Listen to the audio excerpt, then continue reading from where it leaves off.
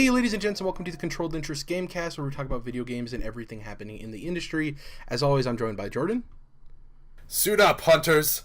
And Dom. Hi. As special guest this week, we have Logan Moore. How's it going, Logan? I am not too bad. Thank you for having me back on the program this week. It's been a while. I don't even remember the last time you were on. It's been a very long while. E3 2017, I think. Oh, yeah. I think you were on. It was one of those preview episodes we did, or one of the... Yeah, I think it was one of the conference previews. Was it Ubisoft or Bethesda? No, it was Bethesda, I think. Yeah, Bethesda sounds right. I don't know. It's been a while. It's been a long while. Hopefully we have you back again this year for E3 as well. Thank you for joining us. The way we always start the show is what we've been playing recently. And this week, it was just a super busy week for me. I didn't have time to really do anything. I think the only thing I even played this week was a match of PUBG. I think I got like second place or something. But I didn't really have time to play anything or watch anything. It was just super busy week for me. Yeah, so I really have nothing to contribute this week, guys, unfortunately. Next week should be busy, though, so hopefully new stuff. What about you guys? So I've actually watched the first couple episodes of the show you recommended, The End of the Fucking World. Oh, yeah. Jared. Yeah.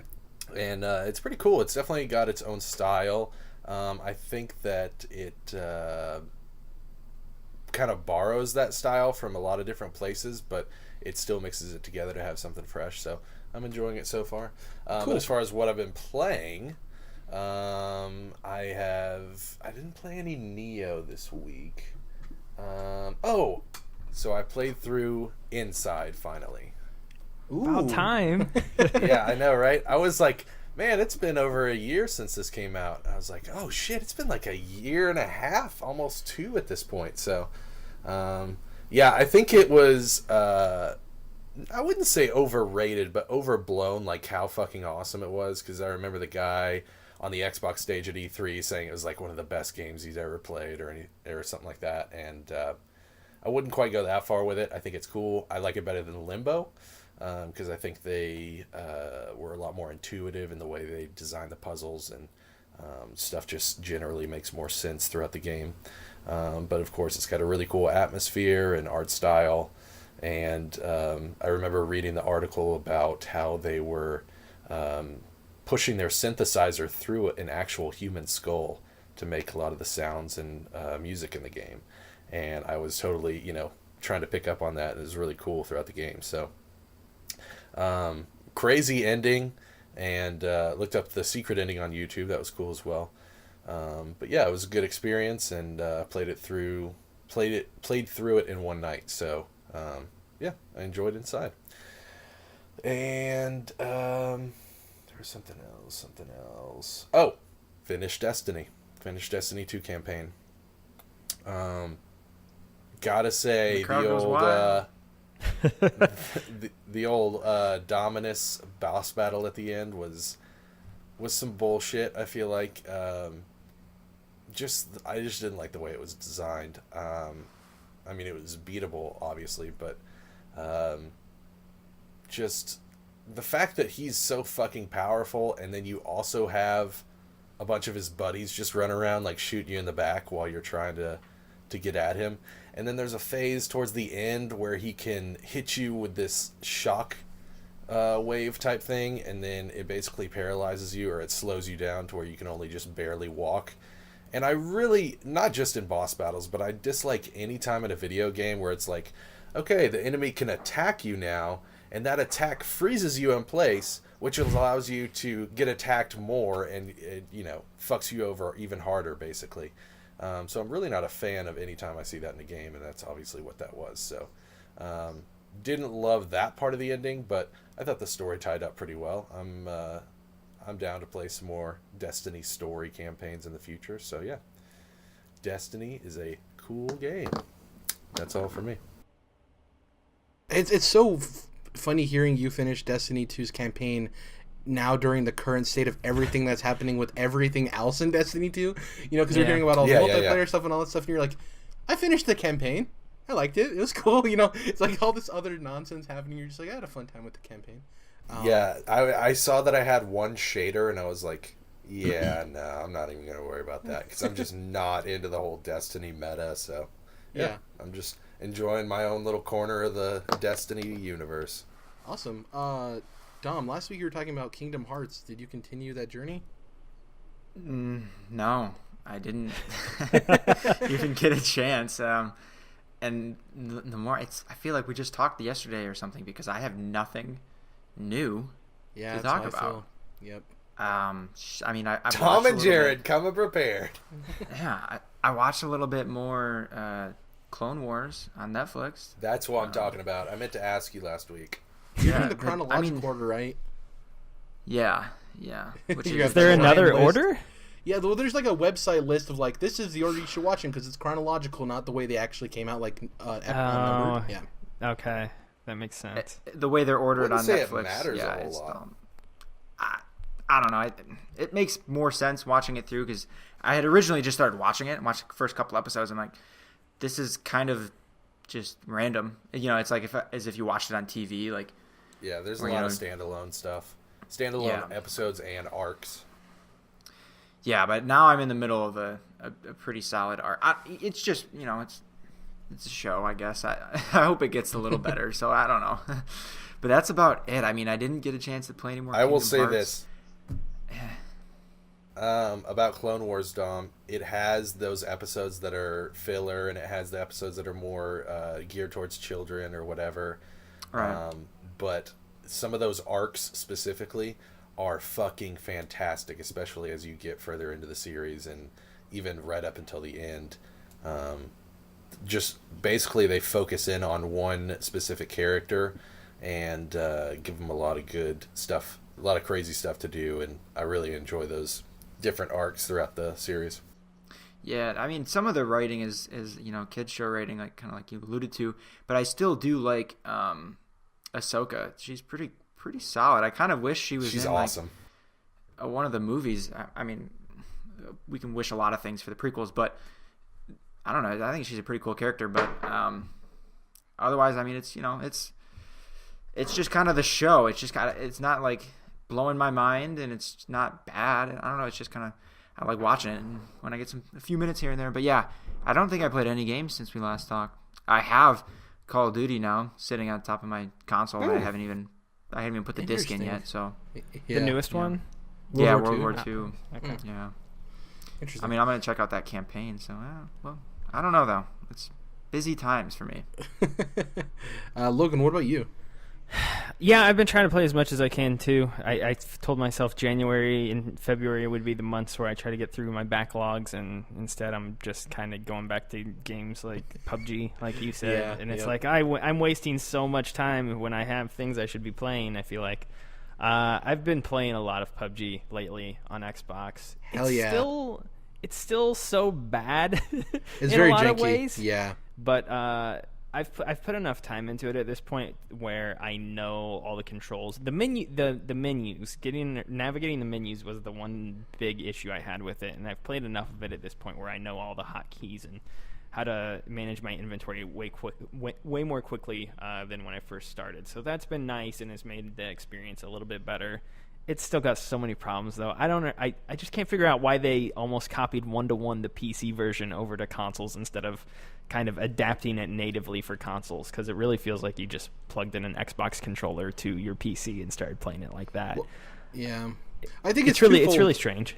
It's twofold because I think they had to hit a release date, and it's a studio that's never worked on a console game. So it's like, well, what's the quickest way we can make this happen then? I think that's exactly why. But they have been showing constant updates. Like, there's been an update every week. So they have, and I've noticed that it's slowly getting better in areas where I used to have way more issues. So that's good. Like I'm playing it so much over the past few weeks that I am noticing the updates every time they do roll out. So that's good to see. But yeah, I'm playing more of that game than I should right now. I continue to dabble in Assassin's Creed Origins. That's kind of the one recently big game I've been playing a lot of lately. I really like that game a lot. I think that is one of the best open world games that has come out in the past few years, and I think that's saying a lot considering the number of great open world games we've had. I'm really enjoying what I've played so far. I think I'm about 12 hours in, so I still got a lot left. But been dabbling around with that right now. I played Monster Hunter's beta last week. I'll probably be picking that up tomorrow, because that's out.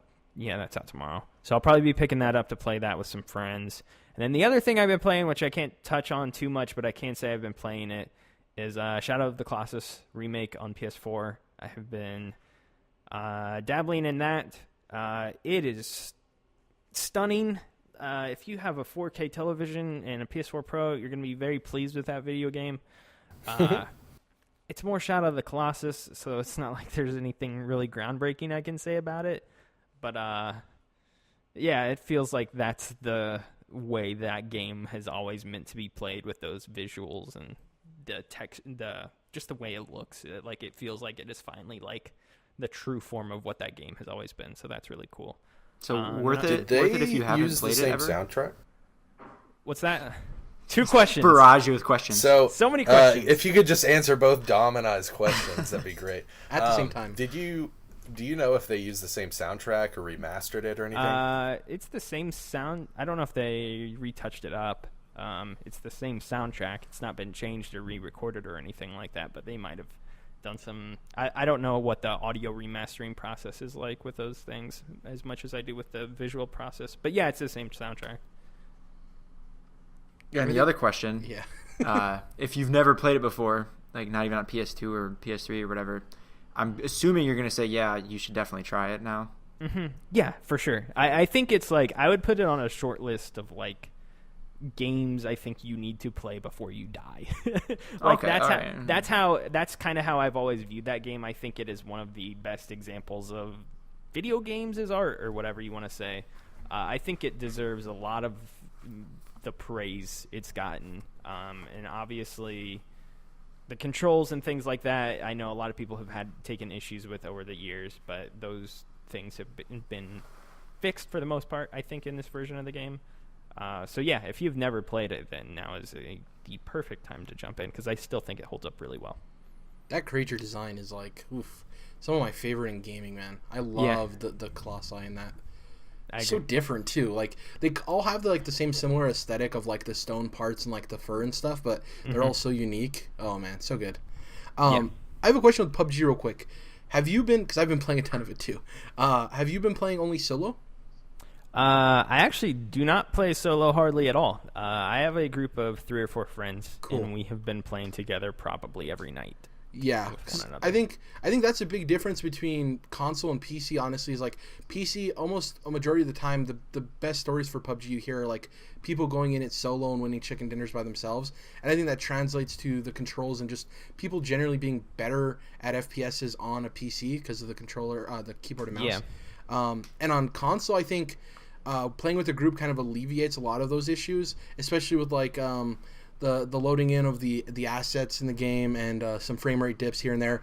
I think like playing with the group and having people you can communicate with leads to a lot of success in it, which then turns to like a more spoiled approach to the game.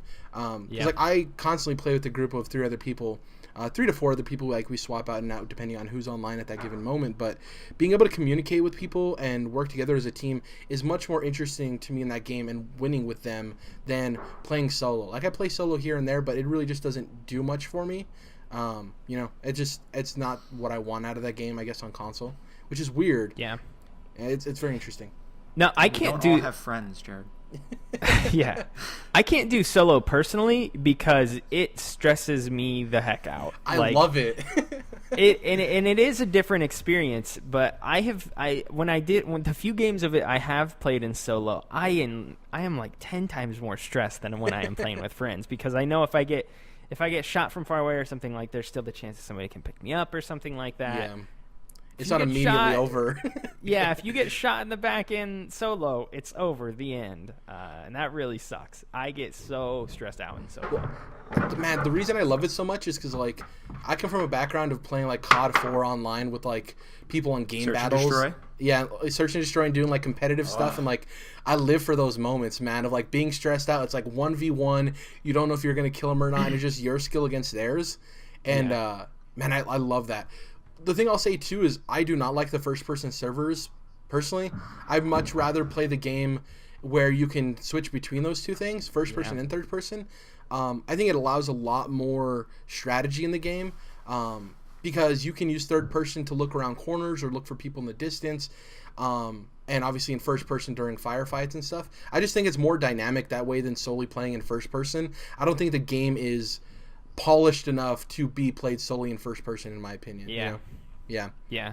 The narrow range of view really bothers me. Yeah. A lot, and I think it's harder to loot in first person as well. They actually also announced today, as of the day of recording this, that Xbox has passed 4 million players, which is huge. They not too long ago announced 3 million players. And it's going to be interesting to see how soon they can get the desert map out to consoles. I think that's going to be huge. They're constantly updating. It's been out 6 weeks, and there's been 6 updates. And they're constantly trying to fix things and issues with the game. And obviously, with the game that's in early access, quote unquote, you're going to, for every issue you fix, there might be another issue that arises. And I think that's the biggest learning curve for the community is like, yeah, they're fixing the disconnect error, but that doesn't mean there's not going to be other errors in place. And I think that's the hardest thing that people have to figure out. But yeah, I'm loving my time with it. And it's cool to see that despite all its flaws, like I've talked about it on this podcast, it has a lot of issues, but man, is it some of the most fun I've had in a video game. It's so fun. Yeah. Yeah, we get looped in, me and my friends get looped into the just one more game mentality, and before we know it, it is me saying I should have quit, me saying I'm going to quit at like midnight or something, and then before I know it, we're still playing at 2 a.m. and I have to work in like 5 hours, and I'm like, what are we doing? We have to stop. We can't keep doing this, you guys. So, it's been really fun. I've enjoyed jumping into it with friends, but it's got a lot of problems, but I'm excited to see it continue to improve. And the interesting thing, and I think that the thing PUBG has going for it is that it toes this line where it's a game that you can hop into for 40 minutes if that's all you have and play one game solo and be done with it. But it's also a game, like you said, that if you have those group of buddies and you just want to marathon game after game after game, it works both of those ends really well, I think. It's very good in terms of like hooking you. I think once we start seeing these bigger improvements, I think right now they're fixing all the technical stuff, just from the game being able to run and people not getting kicked.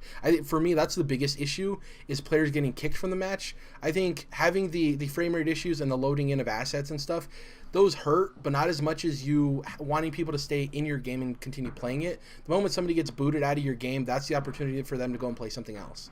And I think that's their primary issue that they need to fix. Obviously, there's a ton of issues they need to fix, but for me, that's like the main thing that I think they need to square out on. I guess we'll hop into news now. The first bit of news that we're going to be talking about is a release date. Last week we did our Game of the Year podcast talking about all of the games we loved from last year, and I think partially in that podcast too we touched on what can't talk. Remix. What we can expect from this year as far as games, and we've been talking about the last couple of weeks. When are we getting a God of War release date? There was that weird conversation between Sean Layden and Cory Barlog at the PlayStation Experience where he was like, "Get your game done. Why are you here? Get your game done." Very weird and awkward. But by way of a blog post on PlayStation.com, we got the release date. It's coming out April 20th, 420 displays on PS4. It was also accompanied by a new story trailer, which in my opinion gave quite a bit of the game away. Obviously, we don't know what to expect from the whole game. There was a lot more in that trailer than I wanted to see personally. But yeah, I think I don't think it showed that much, honestly. Like on a personal level, I think it showed its hand with some of the themes it's going to be playing with. But as far as like story beats, I feel like there's still a lot left to uncover. And that was kind of my takeaway from that. Ooh, look at this guy. A really good trailer, though. Yeah. A lot of people are expecting this to be coming out in March because that's kind of the staple for God of War is to come out in March. But it's coming out a month later than people anticipated.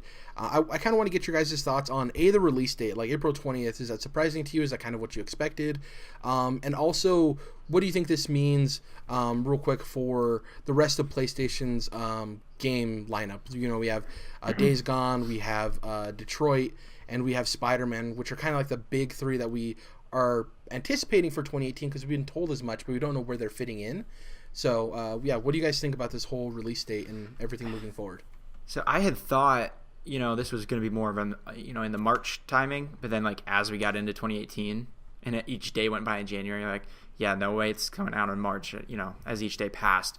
And then even April was starting to feel less likely because that's not that far away, right? For a game this big, it's kind of shocking to see them, announce the release date so close. But I think they learned from, Uncharted 4, where, having like 3 delays at the very end, it just kind of pissed people off a little bit. But so that's a good sign right there that maybe Sony's first parties, they're kind of just holding back that day until they're just extra sure. Now, I say that now and watch this shit get delayed tomorrow or something.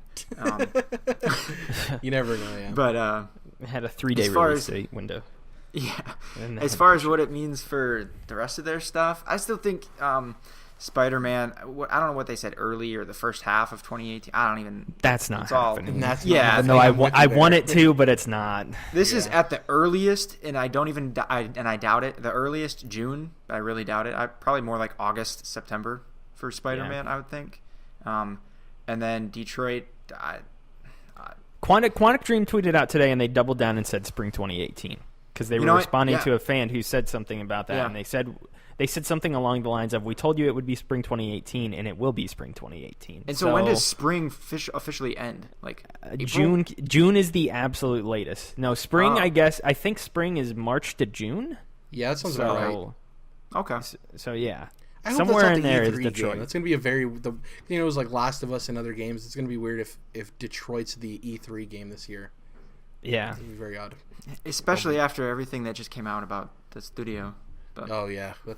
I don't know why, but when you said that, Logan, I'm just imagining like a tweet saying they're reiterating spring 2018, and then at the bottom it's like, also, here's a Photoshop of one of our employees in a sexually explicit position. Yeah. That whole thing, man. I wonder if that kind of forced their hand one way or another of like, we need to get this out before we're even, our name's defiled even more, or if like, what if they had a release date set earlier and they kind of want this stuff to blow over by the time their game does come out? It's very interesting. Like maybe they had one slated to like push out in a blog post or something like that, and they're like, oh, we can't do that this week now. Yeah, so it's like throwing you to the hyenas. Yeah, I don't know. I feel like that one's still definitely spring, especially because they did double it down on it today. As far as like God of War's release date goes, I had been of the mind that it would have been March initially. When that leak happened on the PlayStation Network, I was like, yeah, that seems valid. Right. And then I started thinking about it for a couple more days or weeks or whatever, and I was like, it really doesn't make any sense for them to release this game in March. Even if they had planned on it, I felt like it was the smarter choice for them to push it. If that March release date was initially true, I was like, oh, well, they should push it out of that slot now, even if that was the date. Because the other PlayStation exclusives coming out that month are Yakuza 6, Ni no Kuni 2, and MLB The Show 18. And I know all of those aren't native first-party developed games from Sony, but they are PlayStation exclusives nonetheless. So to drop a God of War in the mix of those other exclusives that they're already having come to the console really didn't make any sense to me.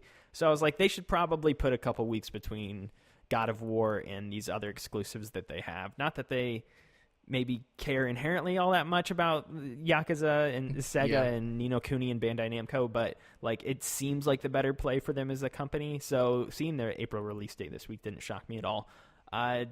Days Gone, I still have no idea what to think about. I agree that Spider-Man is probably like July or August if I had to take a wild guess at it. But yeah, Days Gone, I don't know. 2019. I don't think that game hits this year. That thing disappeared. Wouldn't so shock quick. me, honestly. Yeah. But I feel like it's got to get out because it has been in development for too damn long. 7 or 8 years, something crazy like that. The worst thing that game can do is release the same year as Last of Us 2 because that's the only thing it'll ever be compared to. Yeah, and I think that's going to be the only thing it'll be compared to, kind of regardless. Yeah, So, I guess. Yeah. I don't know. I actually do think that game will come out this year. I just don't know where to slot it, really. Yeah, I'm assuming, and I think I predicted it a few episodes ago that at E3 they say fall or something 2018, but then it ends up getting that push, that delay later on in the next year. Yeah. Don't forget about Dreams too. Yeah, Dreams. Yeah. Well, I said big games, Yeah. I remember every night when I fall asleep. Ouch. I think going to your whole case about them having those other 3 exclusives in the month of March, I think on the opposite end of that, but this to the same point is that God of War is an established franchise. People know what that is. They can release that whenever they want and it'll sell, right? That's not something they have to like work around. Yeah. I think even with Horizon Zero Dawn, as impressive as that game was, they still needed to strategically place it in a place where it could be most successful. And it coming out before Zelda, I think, was huge too. As far as Spider-Man goes, there's this weird, like, I hear people talking about it and they're like, you know, Spider-Man, they probably want to release that next to Infinity War. I'm like, have you guys been paying attention at all? Like, this game has nothing to do with the MCU. Insomniac has kind of gone on record and said, like, we kind of want to be as far away from that as possible. You know, like, this is our own telling of Spider-Man. Yeah. Even Marvel Games, Bill Roseman from Marvel Games has stated, like, no, they're creating their own thing. The last thing they're going to do is release this anywhere near Infinity War. So with God of War coming out in April, I think that pushes Spider-Man even further because May is when Infinity War comes out. So I really don't think it's even coming out in June or July. Personally, I think it's their fall game, their early fall game for me. And it's weird because we're hearing these stories of them playing it in office from front to back, but yet no one's really played it at a press event. I mean, no one's really played God of War either, and that's coming out in April, but it's just weird to me. I'm kind of, I wouldn't say worried, but to the opposite end of like Microsoft not having all these exclusives, I really hope PlayStation doesn't do the thing where they like bombard people, because as impressive as they think these games are, some of them are going to get lost if they do release them so close to one another. You know what I mean? Spider-Man will sell no matter what. It's Spider-Man. And I think God of War will sell no matter what too, because it's a PlayStation property and people are going to buy God of War. But some of the other ones like Days Gone or even Dreams to that extent, like they can definitely get lost in the fold if they kind of bombard people with too many exclusives. Like, you know, people have a set amount of money to spend there. Just because you have all these amazing games, they're not going to come out, they're not going to spend money on them. I don't know. I could see, back to your point about Infinity War, I could see them trying to get out, you know, in the months ensuing, and I never would have thought this way, but ever since The Last Jedi, I've just been on a kick, man. I'm watching a damn kids show that's like has nothing to do with it, right? Okay. Clone Wars is pretty fucking awesome. All right, you see my point though. Yeah. You see my point though. It's not necessarily related. I don't even know if it's in the same canon anymore. I got like a bunch of non-canon books in my Amazon wish list that I really want to read. I got like a model lightsaber for $200 in my, you know what I'm saying? Like, I'm just on a kick of all things Star Wars. You know what I'm saying? That would be a kick, yeah. Maybe gearing up for Solo, the Han Solo film. Exactly. Which still does not have a trailer despite it being out in 3.5 months or something crazy like that. Where is the fucking trailer for that thing? Though I do get you want to wait until after The Last Jedi for a trailer on that, I guess. No, you don't. You want to put what you should. They should have put one out with The Last Jedi. In my opinion, I think. Play it in front of that. Yeah, that would have been pretty dope, man. It's gonna be weird. There's no trailer. Moving forward with Star Wars, it's gonna be weird about like. They got to be careful not to burn people out. But go ahead, I'm sorry. No, that was it. So, Jared, well, I think you're right. And, I mean, that's as good as evidence as you get as someone from Insomniac saying something like that. But I could just see some suits somewhere up top wanting to not take advantage, but capitalize on people like me. Yeah. I think it's interesting. I think out of the ones we don't have a date for, I think Spider-Man's the most done, clearly. I think that one's close to being baked. And I think they're just trying to figure out where they want to date it. People have these theories of like, are people just waiting for Red Dead to get a date before they date their games? Maybe for some of those games. I don't think for Spider-Man though. I don't think you have to worry about that for Spider-Man. Spider-Man's the second most profitable superhero in the world behind Batman. Like, I don't think you really need to worry about selling a Spider-Man game. You know? Yeah, I don't think they're releasing near each other either. Oh, man, I forgot we've got a Red Dead game out within probably 5 months or something like that. Jesus, that's crazy. Yeah. And we don't have a date for that either. Han Solo and Red Dead getting delayed. Same day, both announcements. Yeah. Ouch. Yeah. I'm fine. It's with, weird. I didn't realize that we Solo don't have a Solo forever. trailer either. It's very weird. It's out like I think mid-May. Yeah. So we're 4 months out. Talk about a Disney month, man. A Star Wars movie and Infinity War. Oof. Yep. I guess I think that's it for our God of War conversation, right, guys? Are we going to move on? Yeah. Sure. So The next story we kind of heard about last week, actually. We heard that there was going to be an announcement for Microsoft concerning digital games. A lot of people didn't know what this meant. Some people thought it was going to be that you could resell your digital games back, which makes no business sense whatsoever. Yeah. A lot of people anticipated it was actually going to do something with game sharing, which we kind of had at the initial Xbox One fiasco, I would say, when they announced the Xbox One with all of the online potential there with Don Matrick. But it ended up actually being that they announced that all Microsoft Studios games, so the exclusives, the first-party games, are going to be part of Xbox Game Pass on release date. So the day they launch, you'll be able to get access to those games as long as you subscribe to the service. If you're not familiar with Xbox Game Pass, it's essentially Netflix, but for video games. You pay $10 a month. You get access to all the games that are in the vault. And now we know that whenever a first-party game launches, it's going to come out on the platform day and date. It's very interesting. There's a lot of opinions on this of whether this is positive or negative, not only for Microsoft but for the games industry as a whole. And I kind of want to talk to you guys about it because this has a lot of ramifications depending on how successful it is with the future Microsoft exclusives, the future of retailers, a lot of stuff here to unpack. We don't have to get too far into it, but I'll just give my take real quick. I think it's really cool for people who don't have a lot of expendable income. Growing up as a kid with not a lot of money to spare, I could come up with $10 a month to satiate my gaming needs. It's hard for me to come up with $60 every month as a kid to buy all these new games as they're coming out. And for me, I think the value is already there. Like, so if we already know that Sea of Thieves, State of Decay 2, and Crackdown 3, and this is all saying they all come out this year, all of them are going to be on day and date. That's $140. I'm assuming State of Decay will be $40, could be $30. It's not going to be a $60 release. Going by the pricing of the first game, it'll be either $30 or $40. So that's $160. You pay $120 a year for this service, so it's kind of making an effort just for those 3 games, and you're not talking about the back catalog, right? And I think the problem that people get caught up in is they're saying, well, Xbox doesn't have enough games on there that are interesting to me.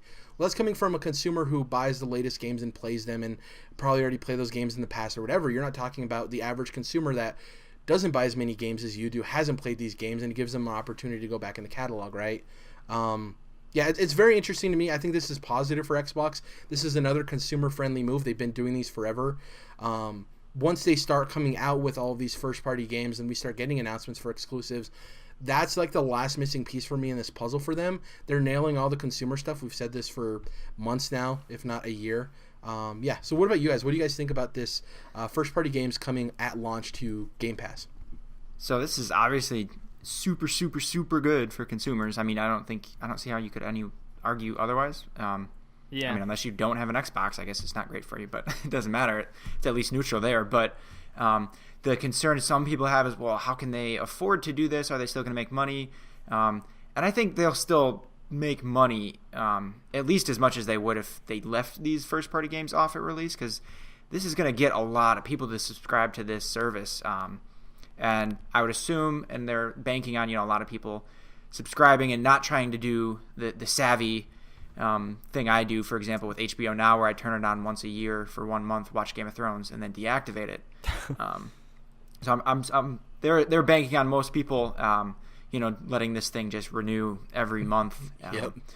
And maybe they end up doing a pricing model where they only let you pay for 3 months or 6 months at a time. Who knows what they end up doing if they start to notice that trend? But yeah, I think that there's not a concern about them not making money and losing too many sales on their first-party games. I don't think that's really a concern. Here's the thing, too, Dom, is like, so say somebody signs up for a year. It's $120, right?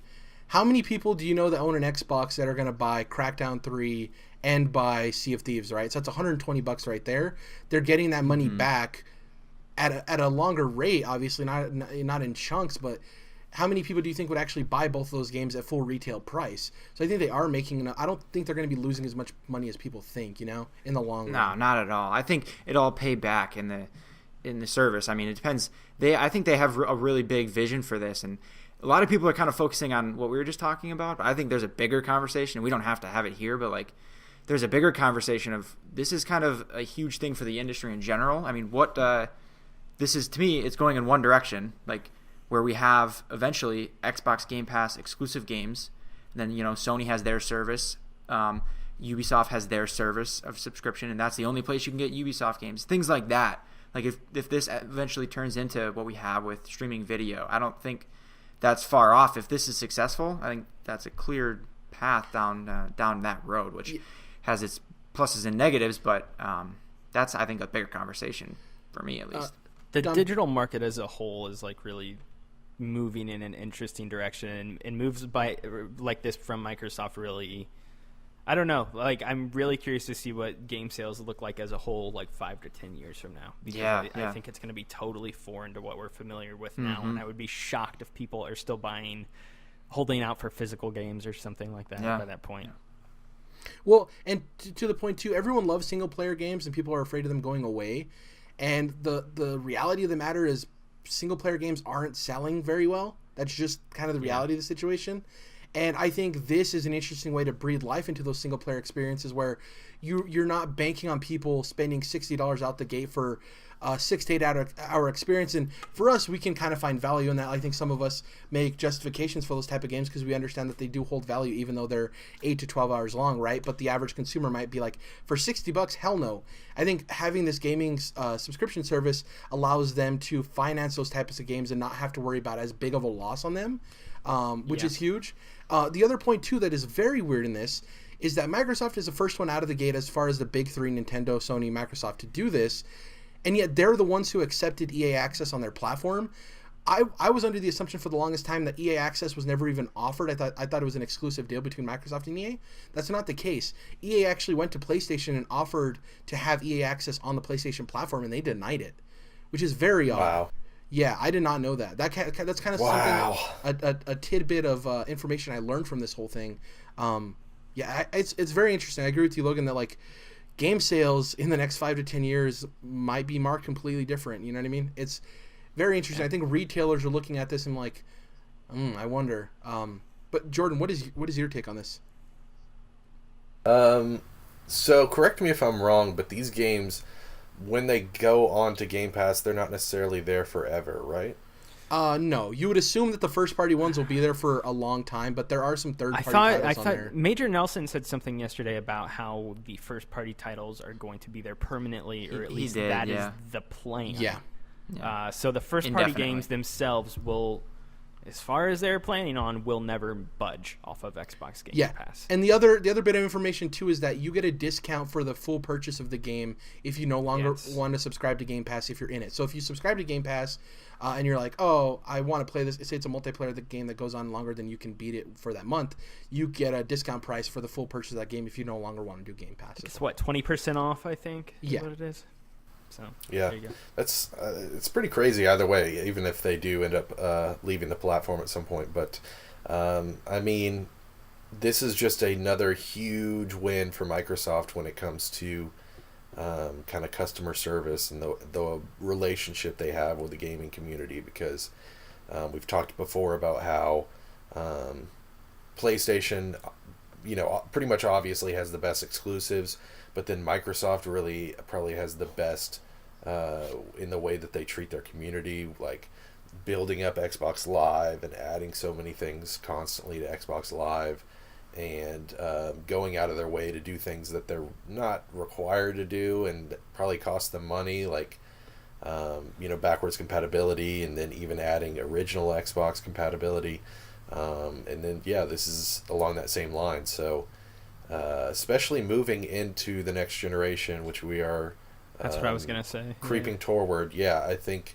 Sony may be remiss with the fact that they were just so dismissive of things that they weren't necessarily going to make bank on, like backwards compatibility and certain things like that, because it builds up in the gamer's mind, and they might jump ship because of the fact that they feel so much they feel like Microsoft's got their back. They have so much more support for the gamer, and so Sony might be upset that they didn't try to do more for the gamer in the end.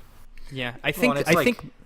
Sorry, I was just gonna say, I think Microsoft has kind of ceded that they have lost this generation in terms of hardware sales and in terms of exclusives and things like that as well. So to me, it seems like they have been taking these calculated risks the past 18 months, and that's what this is as well, is to kind of future-proof and prepare themselves for what the next generation is going to be, because it seems like all of these new things they have kind of added to the Xbox ecosystem over the past year or so are all things that are obviously going to carry over right into whatever the next console is when that eventually releases next year. And you're right, that's like people moving into that are going to feel comfortable like, oh, okay, so I already know all of these things are here because Microsoft has made all of these moves, and that's just going to continue moving right in the next console.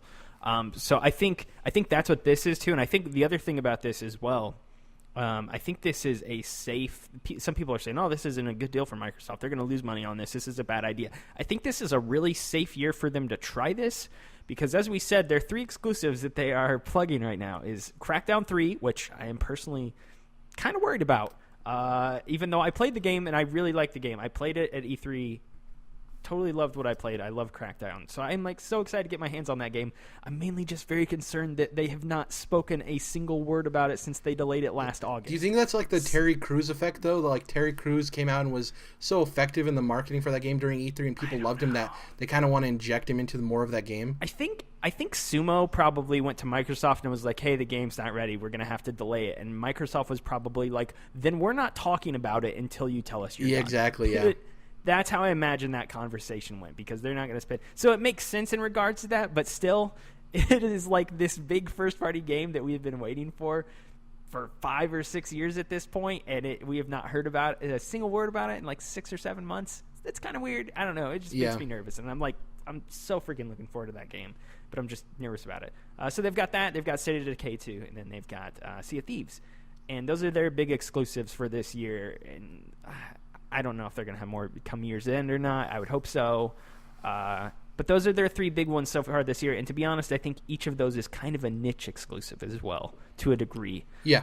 So because of that, that's why I think it's a little bit safe to play and try this out, because it's not like they're going to have a Gears and a Halo and a Fable or all these Forza, all these things coming out. Forza will come out this year, but it's not like they're going to have like a slew of crazy like 6 must-have Xbox exclusives and then they announce this, because then I might be thinking like, that's kind of weird. Why would you do that and not just have these people pick up the games that they would probably most likely pick up?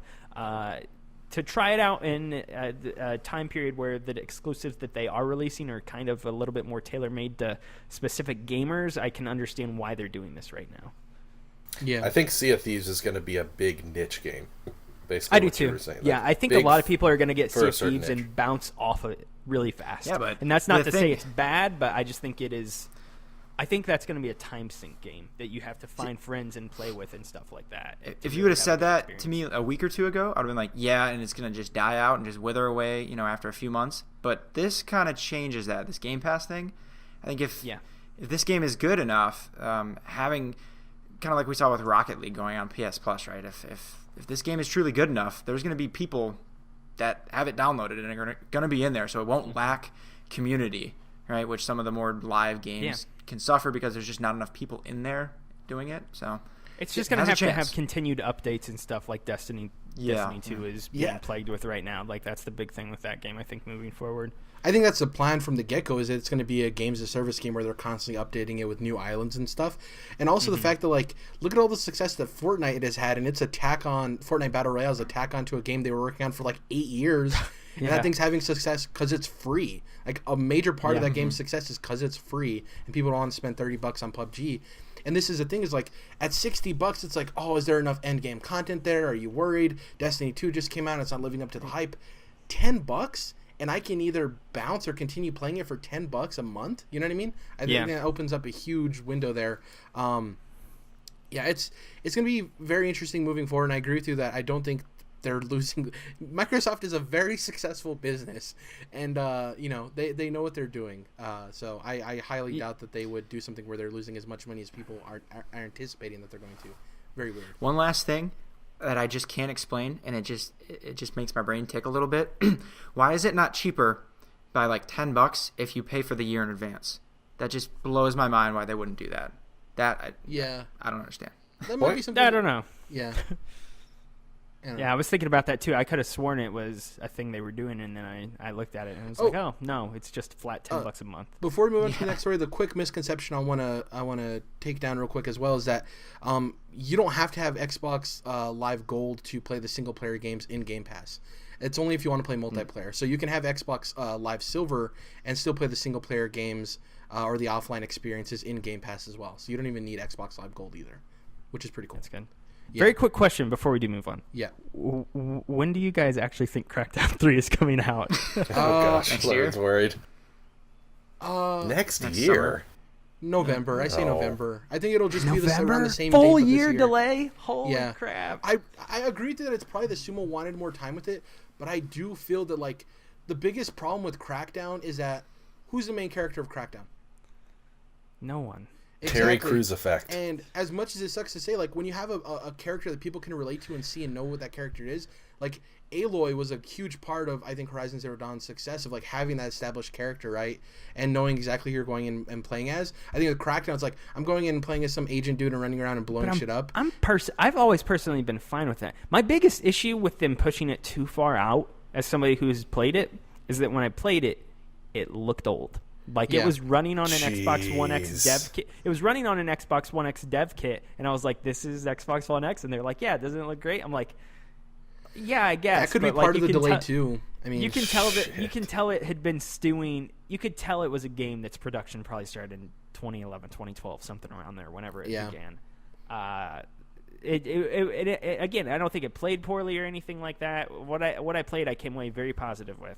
But it just the eye test, I was like, you can tell that this has been in development since the late 360 era. Like a Fallout 4. But I mean, so it was just kind of like they need to get this out just so they can move on to something else. I have a feeling Microsoft's mad at them about that. Well, it could be the opposite end of that of like they just want to put enough time into it so when it comes out it isn't a quick flop. But I mean, on that point too, I have a feeling you can't. There comes a point where you can't improve it that much as if you've been developing a game that long. And I think like The Last Guardian is a good example of that. Like where it came out finally and it looked pretty good, but like when you kind of looked a little bit closer, you're like, yeah, I can tell that this game is kind of just shoved together and created in its current form so that they could kind of get it out. Well, and I guess with your point too is like, I mean, Game Pass alleviates a lot of that where they don't need to release it and sell a bunch of copies at $60. Like they just need to get it out there and let people play through the Game Pass as well. So it offers a lot of like weird dynamic success. I don't know. It's going to be strange. Like I really think that Terry Crews is going to be a bigger part of the game when we see it next. I think instead of him just doing the opening monologue, I think he's going to be like, oh, this is a game with Terry Crews in it, you know? I think they're going to kind of just like, I think Microsoft looked at it and like, yeah, the marketing is going to be tough if we just stick Terry Crews in it. Our Terry Crews marketing is off the charts. We need more Terry Crews right now. Exactly. Yeah, I guess we'll shift into our last topic here, which is basically this is a huge report that came out from Jason Schreier, and he titled it "BioWare Doubles Down on Anthem as Pressure Mounts." It's a very extensive article. The link will be in the description down below if you're watching the YouTube version of this podcast. I don't want to go through the article verbatim because it's a very long article. It's a very interesting read though. So I'm going to kind of touch on some of the points of the article.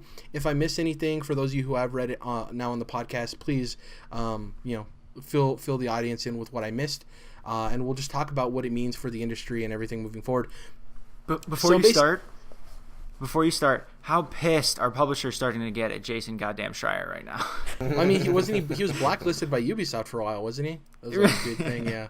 I thought that was just leaks. I thought that was the website itself because they kept leaking Assassin's Creed games. Oh, probably. Yeah. But that's on Ubisoft. I think when you blacklist, you do it by website, not by specific reporter at website or something like that.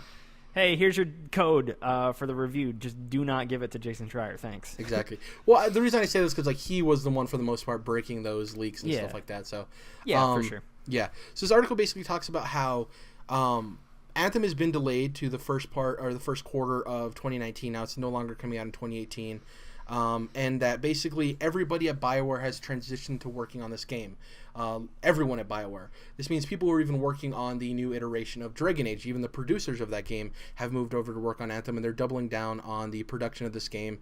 And basically what this article goes into is that people who are working on the game have felt added pressure from all of the issues going on with loot boxes and basically what's happened with Mass Effect as well as Star Wars Battlefront 2, as well as all of the feedback, constructive feedback that Activision and Bungie are getting on Destiny 2. And they kind of feel like they need to deliver on this game. Apparently there's a lot of pressure on them from higher ups as well that this could be the tilting point for the future of BioWare. Like if this game isn't successful, BioWare may look a lot different after this game comes out. And it basically goes into that they're trying to get this game out before the end of the fiscal year of 2018. So that's March 2019. And EA basically has a hard date on this. The game needs to come out before that date for our investors. And it basically, the article also dives into this game went from being, oh shit, this game's fucked, forgive me for my language, to we can deliver on this game. It's just going to take a shit ton of crunch. Jordan is so pissed. He's like, his hate for EA is just burning stronger and stronger right now. Well, I'm just thinking they wouldn't be so fucking worried about loot boxes if it wasn't already a big part of the game. Exactly. Well, the Bioware devs don't seem like that's an issue for them, the loot boxing. They're saying the feedback from I kind of misconstrued that. I think it's just hard to create a game of this nature is kind of what I was understanding from what I read of it. Yeah, they weren't specifically saying that they got pressure from the loot boxes, Jordan. They got pressure from basically being under EA's umbrella after the loot box situation. Yeah. I want to reiterate that. Right, but like I still think what I'm saying rings true, because if there were no loot boxes in the game, then that really doesn't affect the... Like, nobody's going to be like, I don't want to buy Anthem because EA had so many loot boxes in Battlefront. No. It's basically like, I don't want to buy a game that's being published by EA is basically what they're saying that they're afraid of. It's in vogue. It's in vogue to shit on EA now. So and they're the publisher of this game that they need to be massive for their studio, or they are screwed. And these quotes are coming from the game developers, like the people actually working on the game. They're like, "It sucks that we're basically gonna have to double down and kick ass on this game to get it out." And even if it's a good game, they're kind of worried from an employee standpoint of like, will the game even sell, even if it's good, because of the hate and vitriol for EA. So it's from the employee's kind of perspective. But there's a couple of conversations we can have here of Bioware in this situation. What does this mean? B, have all of the recent things that have been going on with Destiny 2 and Battlefront 2 as well shifted how they're going to be finishing this game and molding this game. And the last one is how important is this game not only to EA, not only to BioWare, but to the gaming industry in terms of giving Destiny a tangible rival in that space. So that's basically the starting point. What do you guys want to tackle first? Let's start with the fact that we're even having the conversation that BioWare is in serious trouble as a studio, which is the most bonkers gaming discussion I think I have had in years. Because if you would have asked me growing up who the best developer on the face of the planet was, I'd have told you unequivocally every single time that it was BioWare. And now here we are in 2018, and I'm deep down worried that if Anthem does not hit and is not a good video game, then that studio is going to be on the verge of closing. Because they'll do it. Insane. EA will not hesitate to do it after what they did to the Andromeda Actually, team and Visceral. I do disagree with that. I think they would consolidate. Degree. I don't think they would. Yeah, close. I think restructure. Which they've already done after Mass Effect Andromeda. I think the sentence "BioWare is closed" will never. Which is weird. As far as all things go that EA could shake, I think, and kind of get back in the good graces of people, that is the one thing that they would never be able to shake is closing BioWare. That would. A studio that's had one questionable game out of their last 8 releases, and it was because it wasn't made by the proper studio. And you can say what you want about Dragon Age 2 and Dragon Age Inquisition and Dragon Age Inquisition tore up the Game Awards scene. It's weird revisionist history on that game, though. I like Dragon Age Inquisition a lot, but there's a lot of retroactive haters. Exactly. With that game, and I don't understand. I think I do know what the reason is. It's The Witcher 3 came out, and then everybody was like, "Oh wait, Inquisition sucks." Yeah, but you can say that about most classic games, though, if you look at him that way. I don't know. I have a whole conversation about that. No, I agree with you. Yeah. I liked Inquisition. Actually, the beginning of their games. So they're not even the same type of game. I didn't like Mass Effect 3. Was the one that kind of stuck out to me as a source. That's my thoughts. I think 90% of that Dragon game is Age great 2. for most people. I love the ending of Mass Effect 3 too, but people say that the ending is bad and that makes the game bad, but I have so many more issues. That's not just the ending. Yeah. That was my main thing with that game. I had issues with that game from like hour 2. Well, my issue is it turned from an RPG to an action game. That's my biggest issue. That's my biggest issue. I also think the pacing is really off and the storytelling. I feel like the climax of that game happens in the opening 15 minutes, and then the rest of it is like falling action. Strangely. It's And crazy then how EA has this track record of the third game in a beloved series kind of falling off because they tailor it to what they think gamers want. It's crazy. Yeah. It's almost as if that happened to Dead Space or something. So, I think with BioWare, regardless, basically divorced from the whole EA situation, which, of course, is affecting this, but I really think that what is affecting this situation most strongly is BioWare itself and the way that the studio's been run. Regardless of what you think of Mass Effect 3, it was clearly a misstep for the studio because of how it was received. And it's kind of like what I was talking about with Microsoft earlier. This stuff builds over time. With Microsoft, it's in a positive direction, and with BioWare, it's been in a negative direction. They switched things up throughout the original Mass Effect trilogy, changing it from a deep RPG in the first one to where it ended up being just kind of an action shootery type thing in 3. Then they changed up Dragon Age quite a bit with the second game. Then, of course, we have the Andromeda situation, which EA is to blame for, sure, but I also believe that those guys at BioWare Edmonton, is that correct, who's making Anthem? Yeah. They're just as much to blame because they were supposed to be like keeping an eye on the Montreal guys and basically getting them to a point where they were ready to take on. I think they've got too many projects going on, honestly. Like that's what it sounds Possibly. like to me. Yeah, like because they've had at one point they had Anthem, Dragon Age, and Mass Effect all running alongside each other there. Yeah, which just it's does possible. not seem like a great idea. But either way, the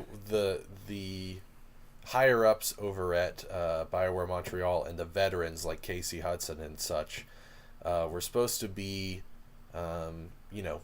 readying these guys over. Hudson at wasn't Montreal. at the studio at the time, was he? For what? Andromeda? For Andromeda. No, he wasn't there. He wasn't. No, he was. So he was there at the beginning of development for Andromeda, and then he left to Austin, Texas, and then he came back after the game had released. Okay, so They he made was the still announcement at around E3. He was Yeah, still and that's the thing. at BioWare, but Yeah, it was just okay. That's right. Even being in Austin, I guarantee you he was in conversations about Andromeda, conference calls or whatever.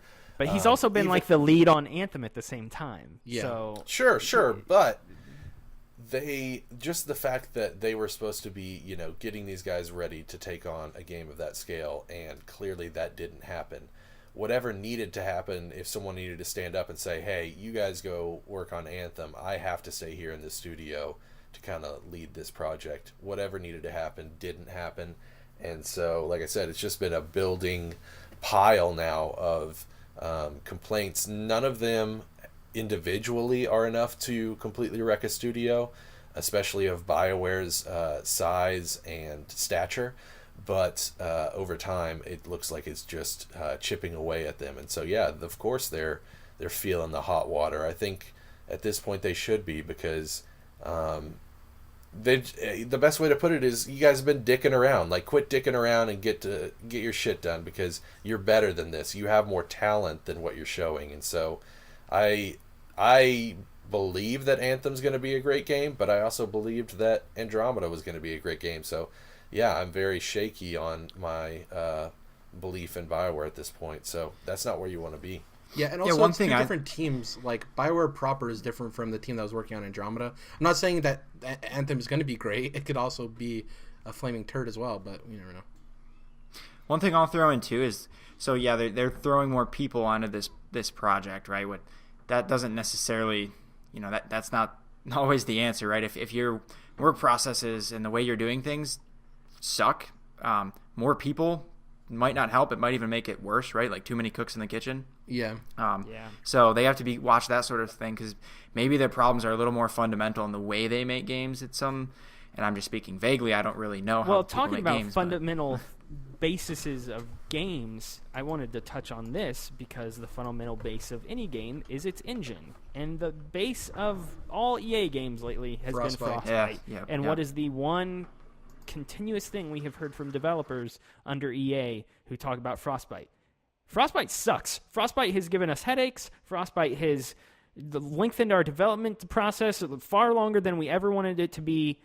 Not equipped for an RPG. It sounds like Frostbite was the core issue after I read the whole Andromeda breakdown with what happened with that game. That seemed like the main problem with Andromeda was that they got too bogged down with trying to develop on Frostbite that their pre-production stretched, and before they knew it, they had a game that was supposed to come out within a year, and they had hardly started production on it yet.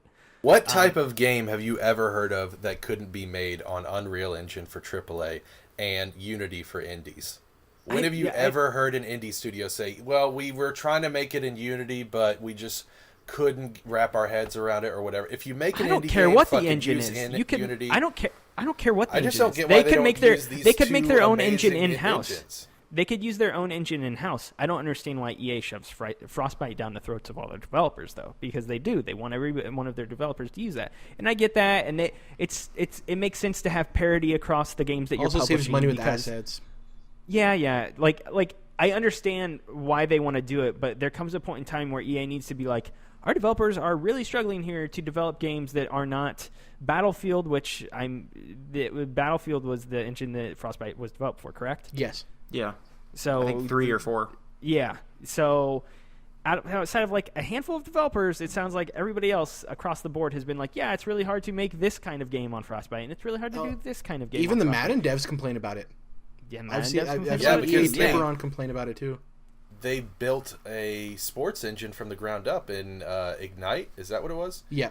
And then all of a sudden they're like, no, let's make that Frostbite too. So yeah, that's an issue. They need to get away from this. And before they start greenlighting more projects over at EA, they have to listen to their developers, because if their developers are voicing these things, it's what seems to be pretty loudly to the public, to journalists, to whoever, to get that word out there. I can't imagine what the conversations they are actually having with EA is like. Because I am sure there are some screaming matches internally with, we do not want to develop for this engine anymore. If those issues are as big as they make them sound like, then EA has to allow the Battlefield games to run on that, and maybe whatever else is easy to develop for Frostbite that they have under their umbrella. But man, because again, in this article, it sounded like initially that was the big problem they were having with Anthem, was really pushing through and trying to nail the engine and get that down for this game. So I'm not a fan of Frostbite. I think it works well at times, but I don't know. It's trying to fit a square peg into a round hole, you know? Yeah. I can understand the whole, we have to pay residuals for either Unreal or Unity, but it's just so clear that for Unreal with AAA and Unity for indies, and even a little bit bigger, kind of AA games, there's just so many different types of games that have been successfully made on those engines. It doesn't even have to be those two, though. Genres. You're EA. You are the biggest third-party publisher in the video game industry. Hire some people to do R&D, create a new engine that is more specifically tailored to specific genres of games. Like, they could do that in-house. That is not that hard. They have a war chest of money. Exactly. At EA. Exactly. They don't deal with hundreds of dollars. They deal with millions and billions. Like, if Guerrilla Games is out there making their own engine for Horizon, and now they're going Decima, right? And now, I think it's a Decima engine. Like, if they have the ability to do that under Sony, then I mean, I know EA is not the same size as Sony because Sony's in all kinds of other tech stuff, but like, dude, like, allow your start doing R&D, start creating other engines more specifically tailored to other genres, because they gotta get away from Frostbite. Or better modifying Frostbite for different types of games. Something like that. Have like a team internally who does that stuff that maybe splinters off from people who have worked at Bioware or something like that. Figure it out, EA. Just figure it out. I don't have all the answers, but just figure it out. I guess we'll get into final thoughts real quick before we close out the show. So, I mean, the big thing for me is I have faith in Anthem just for the simple fact that Casey Hudson is heading up the project, and Casey Hudson was there for KOTOR. He was there for Jade Empire. He was there for all 3 Mass Effect games. Like, I have faith in him personally. Even the one of the game producers, Jonathan Warner, has come out on Twitter and talked about how they are keeping, like, he specifically has stated in replies to tweets, like, we're paying attention to what's happening with Destiny 2. Like, we know what's happening with microtransactions. We're doing the most we can. And that's the whole conversation of, like, how far is EA down their throat of needing to implement that stuff. So, you know what I mean? But, I mean, Casey Hudson gives me enough faith. Also, I really want somebody to come out with a competitor for Destiny. I think that's the biggest problem with that game, is that it just doesn't have anybody to compete with. And there's games as services, don't get me wrong. There's The Division and there's Rainbow Six Siege to an extent, but they're not the same type of game. Warframe's kind of ballooned into a big thing overnight. I guess it did it over the course of 4 or 5 years, but I would have to disagree that has the depth that even Destiny has, and I don't even think Destiny has much depth. But I do think it needs a big AAA competitor in that same sci-fi genre, and I hope Anthem is that. I mean, going to that point too, I think Anthem has to deal with, you need to be good out of the gate and you need to have enough endgame content, because Destiny 2 is going to quickly realize, and Activision is going to realize, that Destiny 2 is in a different position than Destiny 1. When Destiny 1 came out, the first DLC was not handled well and people didn't enjoy it. And then by the time, Iron... Name's escaping me. No, not Iron Banner. The second DLC that kind of shifted the entire game. Anyways, Rise of Iron. Rise of Iron. When that DLC came out, people jump back. Yeah, it's a multiplayer mode. When that DLC came out, it totally shifted the way people looked at Destiny, and people jumped back on board. We're in a different state in video games now. King? Taken King. Yes, that's the one I was thinking of.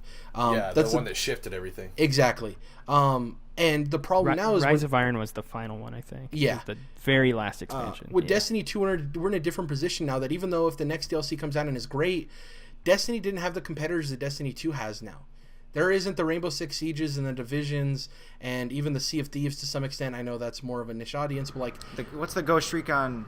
Wildlands? Fuck, Wildlands. Isn't that going on still? There's games that... Even PUBG to some extent. Like, there's games a dozen now that it has to compete with. And that wasn't the case when the first Destiny came out, and I think that's already behind the bar. People are already talking about, like, internally Activision might lose money on stocks because investors don't think Destiny 2 will ever recover. There's a whole conversation happening there. Dang. Back to my original point of, like, I think that's another huge hurdle for Anthem, is not only are they going to be crunching to get this game out on release, they need to make sure there's a tail there. You know what I mean? And it's I think this game there's is... that.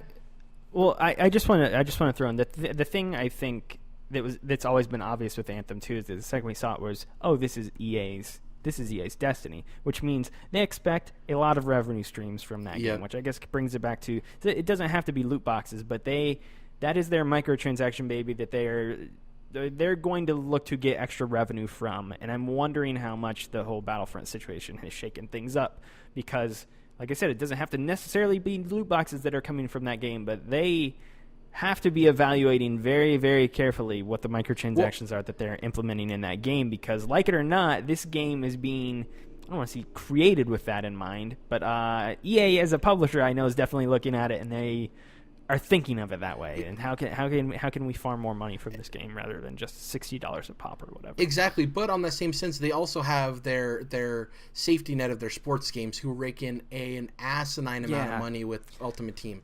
So Ultimate Team makes like a couple $100 million a year, right, or something crazy like that. I think more than that. Yeah, close to $1 billion, maybe. It's insane. Which is that there's a whole conversation of EA might move that to Madden and NBA are in their subscription service, and they're like kind of like Game Pass, where they come out on it, and then they just expect to make so much money from Ultimate Team. Yeah, which would be insane. But like, my last closing thought is like, Destiny, people who love Destiny need Anthem to be great, and I think EA's success is dependent on Anthem as much as Bioware's success is.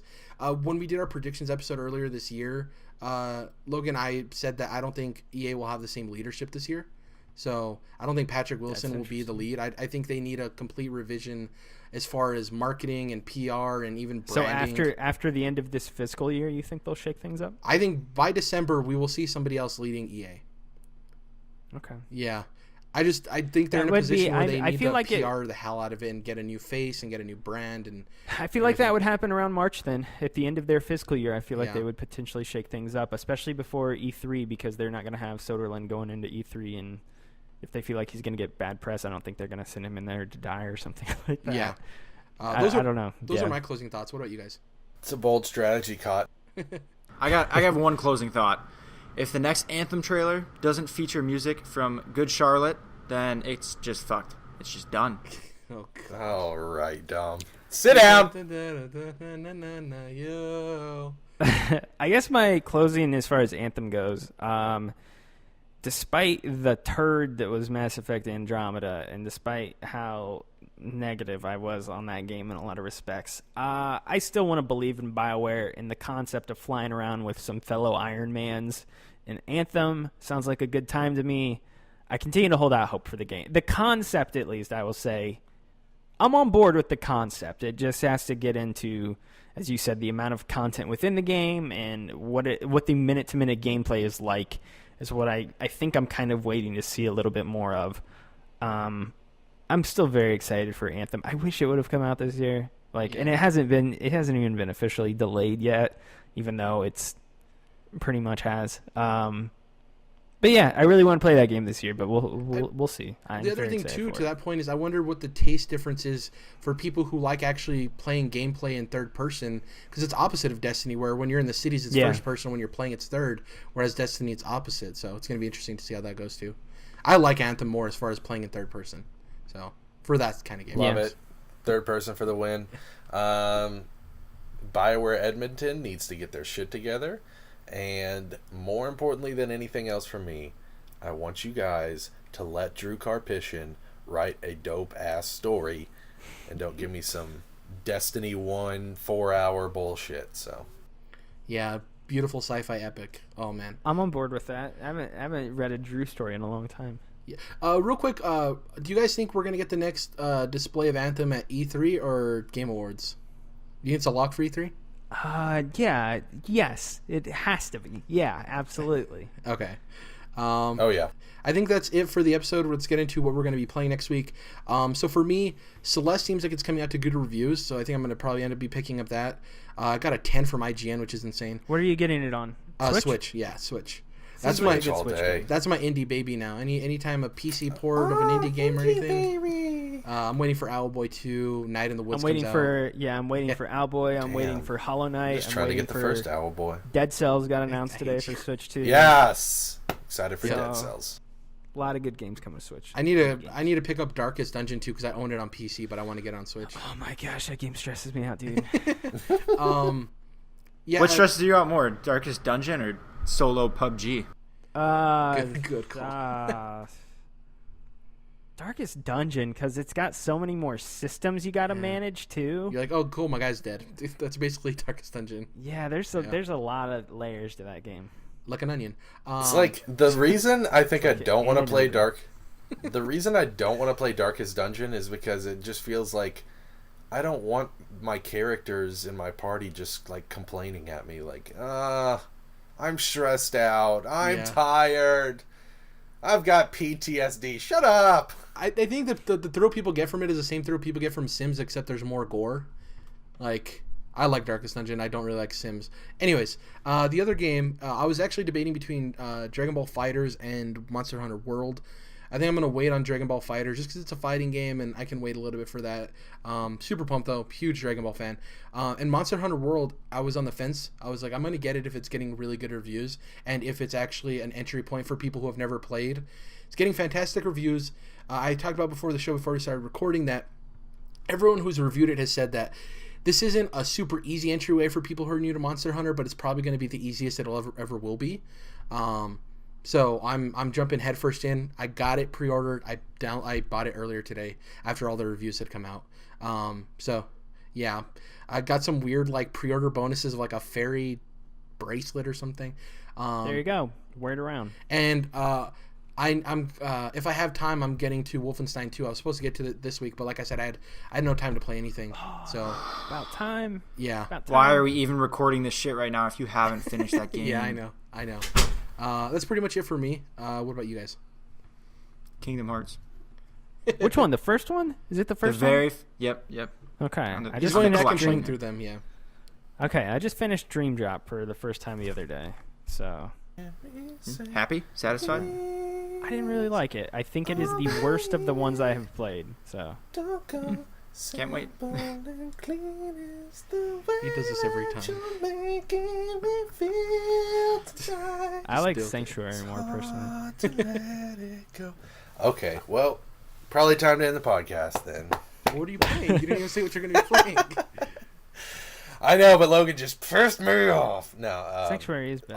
Sorry. Yeah, no, I mean, like, all the Kingdom Hearts music is fucking dope, but Simple and Clean is really fucking simple and clean, if you know what I'm saying. So it is time, gentlemen, to take up your axes and join the hunt for monsters. I'm getting it. I'm getting it tomorrow too.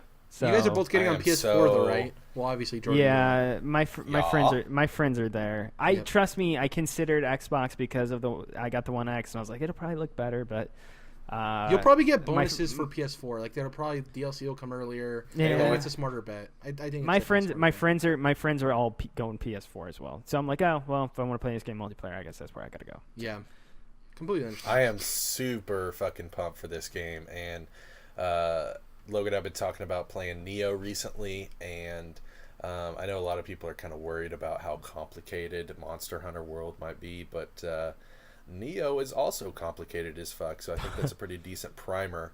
And really, yeah, that's the biggest thing, is I think this is going to scratch that Bloodborne / Neo itch. I'm sure that it'll be different in some ways, but I do think... Yeah, I'd say that's comparable because I played the beta, and when I killed a monster, it was that same sort of release of endorphins. Yeah. That I was Yeah, like, there oh you go. yes, Yep. that was Yep. satisfying. So yeah, I definitely feel like it'll be in that category or mind space, I guess. And so that's probably what I'm most excited for on that front. And then I guess we don't know yet, but you mentioned Dead Cells coming out on the Switch, and I'm very fucking excited for that. That's that not game out looks for a while, I awesome. don't think. Yeah, probably not for a while, but might be picking up Celeste.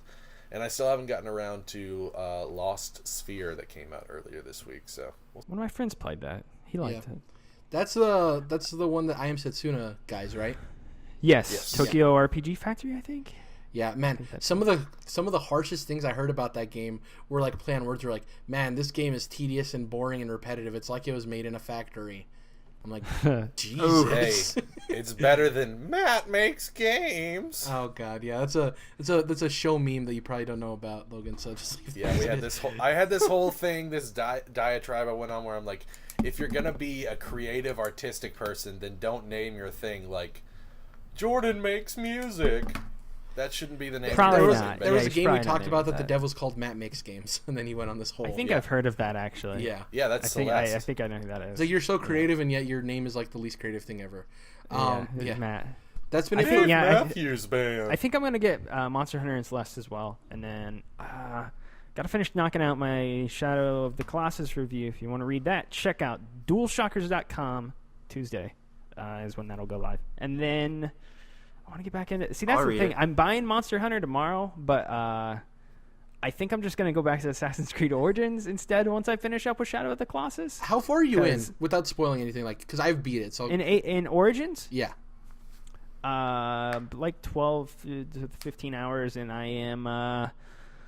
I finished the first wave of dudes you gotta Got it, kill, got it, and now okay. I'm on to the second wave. Yeah. and I'm starting down the first path to go kill one of those dudes. I think it's the Scarab. Specific? Like that. Yeah, Yeah, man, I love that game so much.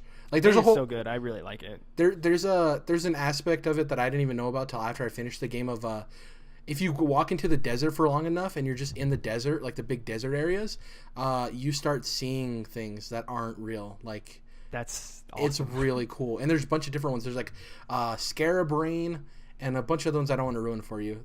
So Oh, that's an achievement. Scarab Brain. Okay. yeah. Now I know how to unlock that. Thank you, Jared. No problem. Achievement unlocked. Keep it locked here. Yeah, that's it for Jesus episode Christ. 85 of the Controlled Interest Gamecast. Logan, let them know where they can find you. You already mentioned the review that's going up on Tuesday, right? Yeah. So that'll be Tuesday over at DualShockers. Other than that, if you want to listen to, I guess my own podcast, do a gaming podcast over at ModelCitizensMedia.com. The name of the podcast is Millennial Gaming Speak. Go to that website. You can find all the other podcast stuff we do. And then I guess Twitter as well, if that's a thing. You can follow me at moreman12. Hell yeah. Look at all of his spicy VR chat meme tweets. That's not a thing, but are you guys familiar with VR chat? The whole thing with VR chat with yes, do you know my Dwayne? roommate's obsessed with it. Yeah. Yes. Do you know Dwayne, Jared? Yeah, the whole video of like the Brother? kid, the dude that's like Morty, but he's like saving some dude from having a seizure. Have you guys seen that video? It is insane. I What? don't know. Somebody in real life has a seizure, but he's playing VR chat, and everyone gathers around him and tries to help him through his seizure. It's insane. I've only seen like In all the VR? knuckles, like, Yeah, it's like a click-clacking weird and like chanting. it's like a weird Ready Player One like alternate story or something. It's like all these characters, trademark characters, you like helping. It's very weird. You should look it up. Yeah, I want to Anyways, see that. That's been episode 85. Thank you guys. If you can, please follow us on iTunes. If you can, subscribe to us on YouTube. We've got a huge influx of subscribers lately, which is really cool. Not huge. It was like 8 people, but that's awesome. That's huge for us. I was going to say, like, what are we at, 10K, boy? No, it's huge for us. Slowly making our way through. Thank you again, Logan, for joining us. Yeah, no problem. We'll have him back again throughout the year. Definitely, hopefully, if we're able to make it work for our E3 prediction stuff. Yeah, that's pretty much it, guys. We'll catch you guys in the next one. Bye.